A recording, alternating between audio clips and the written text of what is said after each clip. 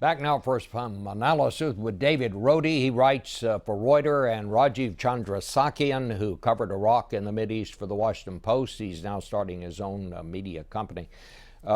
David, you bring a lot of experience to this whole subject we're talking about. You were actually captured at one point by the Taliban, and thank goodness you're back with us and safe and all that. But I just want to ask both of you, what's happened here? I mean, you know, a week ago, we were talking about killing an important ISIS leader, and then, you know, here they are on the march again. It just doesn't seem to be very much good news here. It shows that this is a very organized, very determined opponent. These are huge propaganda victories for them in jihadist circles. I saw this when I was in captivity. They're going to use this to recruit more and more people to this caliphate. And they have a caliphate. We are not shrinking the size of it. They clearly control the Sunni sort of heartland in Iraq and Syria. And you're asking the right question, is this a national security threat to the United States? Because it's not going away, and we don't really seem to have any answers to it. Do you think it's a threat to our security? I do. I'm biased because of this time in captivity. I was in another safe haven they had in the tribal areas of Pakistan, and they do recruit young men. They brainwash them. They tell them to go be suicide bombers. And I think it's more of a threat to Europe initially, but there will be ISIS-inspired attacks, I think, eventually in the United States. What do you think, Rajiv? I mean, here's David's talking about they have established a caliphate, which is what they were talking about. Is this something that's going to stay in place? Well, they certainly have an organized, semi-organized system of government, military command and control, with their expansion now into the areas around Palmyra and Syria, access to more natural resources there that they can smuggle out, which they've used very deftly to fund their operations. They've already seized an awful lot of materiel from Iraqi forces in Mosul and now presumably in the Ramadi area.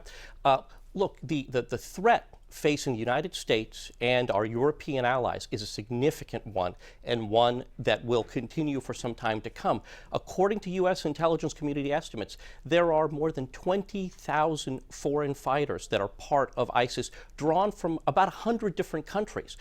Many of these guys are going to go home, and women too, eventually, and some of them could well be behind the attacks of the future in those countries. The president is saying in interviews he still thinks we're winning against ISIS. What do you all hear from people at a level below the president, national security officials?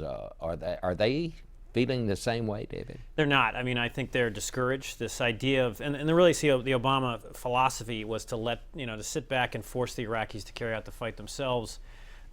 Senior officials, the defense secretaries just said that the Iraqis didn't have the heart to fight. They actually fled Ramadi. So I think they're very discouraged in the White House. The strategy is not working. To be fair to the White House, there's no easy answer. The American public doesn't want, 100,000 troops there again. How do you find a local partner, and how do you empower that local partner? And there, to be fair to both sides, there is no easy answer. What do you see coming? I mean, what do the Iraqis need, Rajiv?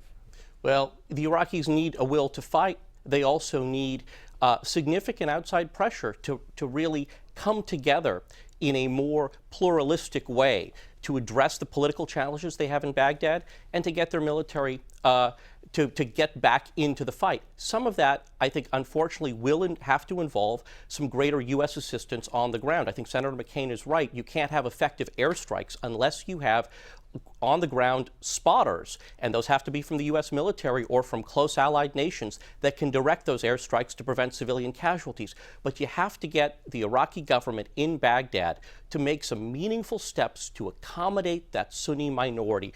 Right now, they've been completely disenfranchised, and they're acquiescing to ISIS because they see that, sadly, as a better option than the central government in Baghdad. And what it's doing is it's opened the door to Iran to come in, and with the Iranian-backed militias now going through and trying to retake those parts of the country from ISIS, it's simply going to harden positions. And unfortunately, we're heading toward a de facto split of the country. All right. I'm sorry. We're going to have to leave it at that. But thank you both.